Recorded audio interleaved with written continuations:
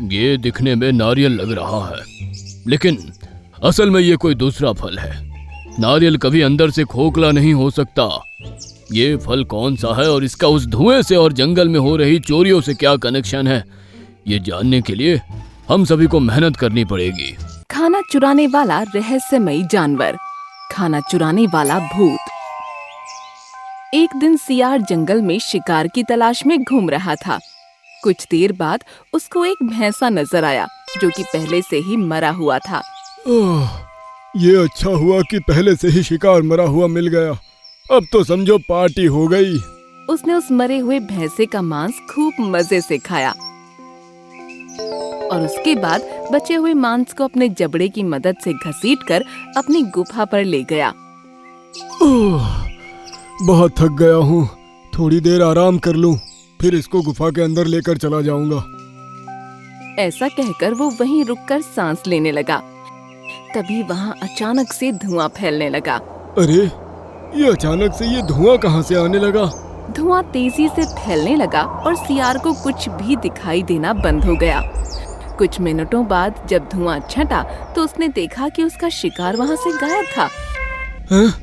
ये कैसे हुआ? मेरा शिकार कहाँ गया? उसको दूर दूर तक उसका शिकार नजर नहीं आया। पास ही एक नारियल के जैसा दिखने वाला फल पड़ा हुआ था। अगले दिन छोटू हिरन और रेंचो गधा अपने लिए खाने का इंतजाम करके घर लौट रहे थे। रेंचो गधे की पीठ पर खूब सारी हरी घास और कुछ स्वादिष्ट छोटे छोटे पौधे लदे हुए थे। खाना ढूंढने में थोड़ी मेहनत ज्यादा लग गई, लेकिन मुझे खुशी है कि अब हमारे लिए 3 दिन के खाने का इकट्ठा इंतजाम हो गया। तभी वहाँ भी अचानक से धुआं फैलने लगा। दोनों जोर जोर से खांसने लगे। उनको कुछ भी दिखाई देना बंद हो गया। थोड़ी देर बाद जब धुआं छटा तो उन दोनों के होश उड़ गए। रेंचो की पीठ से उसका सारा खाना गायब था और पास में वही नारियल के जैसा दिखने वाला फल पड़ा हुआ था। उस दिन के बाद भी ऐसी चोरी की घटनाएं रोजाना होने लगीं। सभी जानवर मिलकर शेर खान के पास पहुँचे। मोंटू बंदर ने शेर खान को सब कुछ बताकर उसके सामने वही नारियल के जैसा दिखने वाला फल रख दिया। ये दिखने में नारियल लग रहा है, लेकिन असल में ये कोई दूसरा फल है। नारियल कभी अंदर से खोखला नहीं हो सकता। ये फल कौन सा है और इसका उस धुएं से और जंगल में हो रही चोरियों से क्या कनेक्शन है, ये जानने के लिए हम सभी को मेहनत करनी पड़ेगी। शेर खान ने थोड़ी देर और जानवरों से बातें की और उसके बाद अपने अपने घरों को चले गए।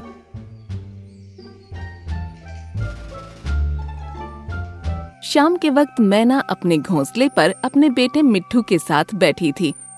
बेटा मिट्ठू, मैंने तुम्हें कितनी बार समझाया है, बिना बताए घोंसले से कूदकर मत भागा करो। तुमसे उड़ना भी नहीं आता। अगर किसी जानवर की तुम पर नजर पड़ गई तो वो तुमको मारकर खा जाएगा। आप फिक्र मत करो मम्मी, मैं अब कभी नहीं भागूंगा।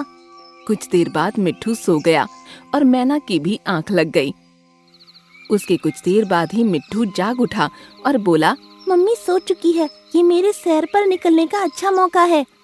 ऐसा कहकर वो घोंसले से कूदा और आराम से जमीन पर उतरने में कामयाब हो गया। अरे वाह, आज तो जी भरकर जंगल में घूमूंगा। मम्मी तो आज सुबह ही उठेगी।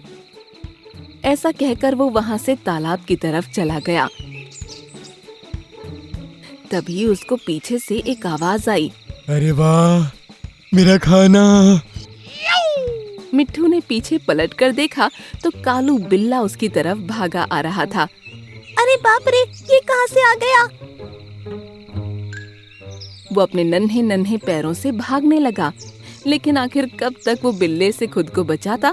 सामने उसे एक गुफा नजर आ रही थी। मिट्ठू जैसे ही गुफा के मुंह पर पहुंचा, बिल्ला उस पर झपटा, लेकिन मिट्ठू को पकड़ नहीं पाया। सिर्फ मिट्ठू के 2 पंख टूटकर जमीन पर गिर गए और वो भागकर गुफा के अंदर घुस गया। धत तेरी की, बच गया। ऐसा कहकर कालू बिल्ला वहाँ से भाग निकला। सुबह जब मैना की आंख खुली तो वो मिट्ठू को गायब देख परेशान हो उठी।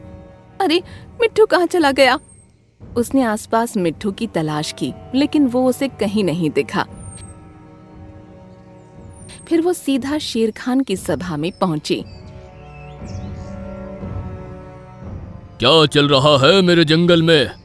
पहले ही जानवरों का खाना चुराने वाले का पता नहीं लग रहा और अब तुम्हारा मिट्ठू गायब हो गया। सभी जानवर मिट्ठू को ढूंढना शुरू करो और मैना तुम मुझे अपने घर लेकर चलो। हम उसको आसपास ढूंढने की कोशिश करते हैं। सभी जानवर मिट्ठू को ढूंढने निकल पड़े और शेर खान भी मैना के साथ मिट्ठू को ढूंढते हुए उसी गुफा के मुंह पर पहुंच गई। मैना ने गुफा के बाहर मिट्ठू के पंख पड़े देखे तो उनको देखते ही वो पहचान गई। अरे ये तो मिट्ठू के पंख हैं। इसका मतलब है कि मिट्ठू शायद इसी गुफा के अंदर चला गया होगा। चलो देखते हैं। कहकर शेर खान मैना के साथ गुफा के अंदर पहुंचा। उन्होंने दूर से ही देखा कि मिट्ठू एक कोने में डरी हुई हालत में खड़ा है और उसके सामने एक लकड़बग्घा खड़ा हुआ था। नन्हे से बच्चे, तुमने यहाँ आकर बहुत बड़ी गलती कर दी है। मुझे छोड़ दीजिए लकड़बग्घा भैया। अगर तुझे छोड़ दिया तो मेरी असलियत सबके सामने आ जाएगी। आज तुझे ही अपना लंच बना लेता हूँ। ऐसा कहकर वो मिट्ठू पर झपटने ही वाला था कि शेर खान ने उसे जकड़ लिया। अरे बाप रे शेर खान, अब तुम्हारा खेल खत्म। मैना तेजी से मिट्ठू के पास पहुंची और उसे खुद से चिपटा लिया। समझाने के बावजूद भी तुमने फिर वही गलती की। मुझे माफ कर दो मम्मी, अब मैं कभी घर से नहीं भागूंगा। सिर्फ आखिरी बार माफ कर रही हूँ।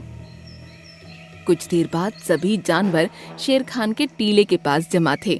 आज मिट्ठू की नादानी की वजह से हम हमारे जंगल के खाना चुराने वाले चोर को पकड़ पाए हैं। अब ये बताएगा कि ये चोरी किस तरह किया करता था और इस नारियल के जैसे दिखने वाले फल की क्या गुत्थी है। मुझे गोल्डी ने उसके जंगल से निकाल दिया था। आप लोग मुझे इस जंगल में रहने की परमिशन नहीं दोगे, ये सोचकर मैंने उस गुफा में रहने का फैसला किया। अपनी भूख को शांत करने के लिए मैं आप लोगों का खाना चुराया करता था। ये एक ऐसा फल है जिसका खोल चटकते ही इसके अंदर से धुआं निकलता है। इसी का इस्तेमाल मैं चोरी के लिए किया करता था। मैं इस फल को ज़मीन पर मारकर चटका देता था और आपके सामने फेंक देता था। फिर जब इससे धुआं निकलता था उसका फ़ायदा उठाकर मैं चोरी कर लिया करता था। तुम इस जंगल में रह सकते हो, बस शर्त यही है कि यहाँ के नियम मत तोड़ना। आगे से किसी का खाना चुराने की जरूरत नहीं है। आपका बहुत बहुत शुक्रिया शेर खान। अब सभी जानवरों ने चैन की सांस ली। इस तरह मिट्ठू को अच्छा सबक मिला और जंगल के जानवरों को खाना चुराने वाले चोर से हमेशा के लिए छुटकारा मिल गया। हिमांशु, मैं सरस्वती माता हूँ। तुम्हारी समस्याओं का समाधान करने आई हूँ। ग्रीनलैंड जंगल में बहुत ही प्यारी सुबह थी। सभी जानवर खेल और मौज मस्ती कर रहे थे। वहीं मिट्ठू, मैना और उनके 2 बच्चे भी पक्षियों के साथ सुबह की ताजी हवा का मजा ले रहे थे। फिर एक दिशा से तेज रफ्तार के साथ एक तीर आया और पेड़ के तने में लगा। इसी तरह 2 तीर और आए, जिनमें से दूसरा जमीन पर लगा और तीसरा पेड़ पर लगे एक सेब पर लगा। भागो, लगता है कोई शिकारी आया है। सभी जानवर डरकर भागने लगे और पक्षी हवा में उड़ने लगे। तभी एक और तीर आया और उसने मिट्ठू का एक पंख उड़ा दिया। मिट्ठू वहीं जमीन पर गिर गया। मिट्ठू, नहीं। मैना चिल्लाते हुए उसकी तरफ बढ़ी। ये क्या हो गया मिट्ठू? मेरा पंख थामो और उड़ने की कोशिश करो। सुनकर मिट्ठू ने उसका पंख थामा। मैना ने जोर लगाया लेकिन वो उसको उठा नहीं पा रही थी। उस तरफ से शिकारी भागा आ रहा था। उसे देख मैना ने अपनी पूरी जान लगा दी और मिट्ठू जमीन से ऊपर उठ गया। पकड़े रहना मिट्ठू। ऐसा कहते हुए वो तेजी से पंखों को हिलाने लगी, लेकिन वो उसको थोड़ा सा ही उठा पाई। मिट्ठू ने देखा कि शिकारी पास आने वाला है। अब उसके चक्कर में मैना भी उसका शिकार हो जाएगी, इसलिए उसने जानबूझकर मैना का पंख छोड़ दिया और वो नीचे गिर गया। मिट्ठू, नहीं। मैना चिल्लाई। तभी शिकारी ने मैना पर भी तीर का निशाना साधा। जिससे बचकर वो एक डाली पर छिप गई। बहुत अच्छे हिमांशु, एक हरे रंग का तोता, यही तो चाहिए था। उसने मिट्ठू को उठाया और देखा कि उसको चोट आई है। हल्की सी चोट है, इसको पिंजरे में रख देता हूँ। जब ठीक हो जाएगा तो इससे मेरी किस्मत बदल जाएगी। ये इनको कहाँ लेकर जा रहा है? मम्मी, हम पापा को कैसे बचाएंगे? तुम घर पर ही रुको बच्चों, मैं देखती हूँ कि ये मिट्ठू को कहाँ ले जा रहा है।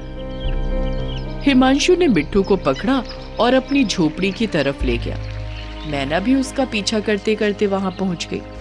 उसने मिट्ठू को एक पिंजरे में कैद कर दिया और अपनी झोपड़ी की खिड़की पर टांग दिया। मैना ने देखा कि वो अपने किसी काम में लग गया है, तो वो मिट्ठू के पास पहुंची। मैना, तुम यहाँ क्या कर रही हो? चली जाओ, इसने तुमको देख लिया तो तुम्हें भी पकड़ लेगा। मैं आपको ऐसे नहीं जाने दे सकती। मैना ने पिंजरे को खोलने की कोशिश की, लेकिन वो नाकाम रही। तभी शिकारी की उस पर नजर पड़ी तो वो उठकर आने लगा। मैना वहां से उड़ गई और थोड़ा दूर हो गई। हिमांशु ने मिट्ठू को देखते हुए कहा, मेरी किस्मत का ताला अब खुल जाएगा। जब से मेरी शादी हुई थी मेरी किस्मत खराब हो गई थी। उसके बाद मैंने मेरी बीवी को मायके भेज दिया, लेकिन इसके बावजूद भी मेरा काम ठप ही रहा। अब तांत्रिक बाबा के बताए उपाय के अनुसार मैं इस तोते की बलि सरस्वती माता को देकर उनको प्रसन्न कर लूंगा, फिर मेरी किस्मत हमेशा के लिए बदल जाएगी। ये सुनकर मिट्ठू और मैना बहुत ज्यादा डर गए। ये तो मिट्ठू की बलि चढ़ाने वाला है, अब मैं इनको कैसे बचाऊंगी? उसने दिमाग पर जोर दिया तो उसको मोटे पपीते का ध्यान आया। वो उसी टाइम मोटे पपीते के पास पहुंची और उसको सब कुछ बता दिया। वह सरस्वती माता को प्रसन्न करने के लिए तोते की बलि देगा। ये इंसान कितने अंधविश्वासी होते हैं। पपीते भैया, हम मिट्टू को कैसे बचा सकते हैं? मैं बहुत ही उम्मीद लेकर आपके पास आई हूँ। अगर उन्हें कुछ हो गया तो मेरा और मेरे बच्चों का क्या होगा? उस अंधविश्वासी से मिट्ठू को बचाना है तो उसको यहाँ पर मेरे पास लेकर आना पड़ेगा। मैं यहाँ उसको थोड़ा सा जादू दिखाकर उसको जो भी उपाय बताऊंगा वो उसको सच मान लेगा, और उसने अपनी बीवी को घर से निकाल रखा है। इसका उपाय भी मुझे ही करना पड़ेगा। पपीते भैया, तुम इंसानों के बारे में कितना अच्छा सोचते हो। तुम वाकई में बहुत ही अच्छे हो। उसको यहाँ मेरे पास लाने के लिए मुझे एक ही रास्ता नजर आ रहा है। वो क्या रास्ता है पपीते भैया? तुम मेरे पेड़ से एक पत्ता तोड़कर ले जाओ। ये पत्ता तुम उसकी झोपड़ी में डाल देना। उसके बाद मैं जो कुछ भी यहाँ से बोलूंगा, मेरी आवाज इस पत्ते से निकलकर उसको सुनाई देगी। सुनकर मैना ने ऐसा ही किया। उसने पपीते का एक पत्ता तोड़ा और उसको हिमांशु की झोपड़ी के अंदर डाल दिया। मैना, तुम यहाँ क्या कर रही हो? आप बस देखते जाइए।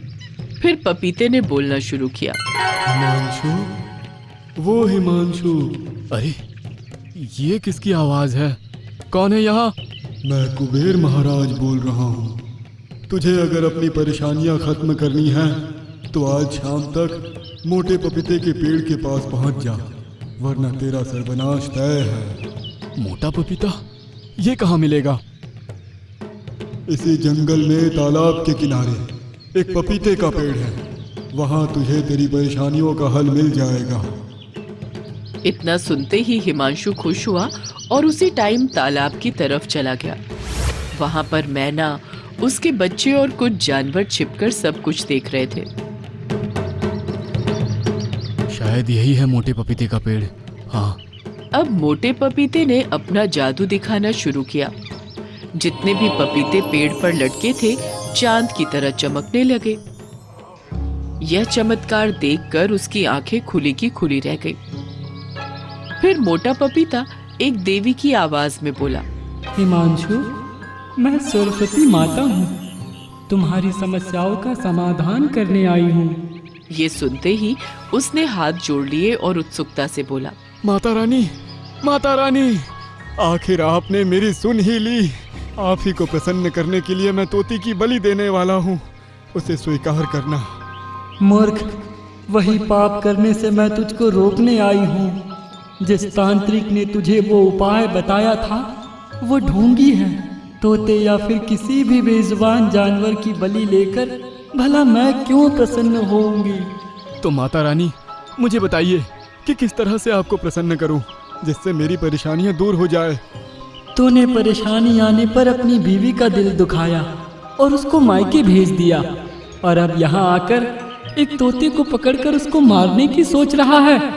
सबसे पहले उस तोते को आजाद कर, वो अपने परिवार से मिल जाएगा और तुझे दुआएं देगा। उसके बाद शहर जाकर अपनी बीवी से माफी मांगकर उसको अपने घर वापस लेकर आ। फिर अपना काम दोबारा से शुरू कर। कुछ ही दिन में तेरी मेहनत रंग लाएगी और तेरी सारी परेशानियां दूर हो जाएंगी।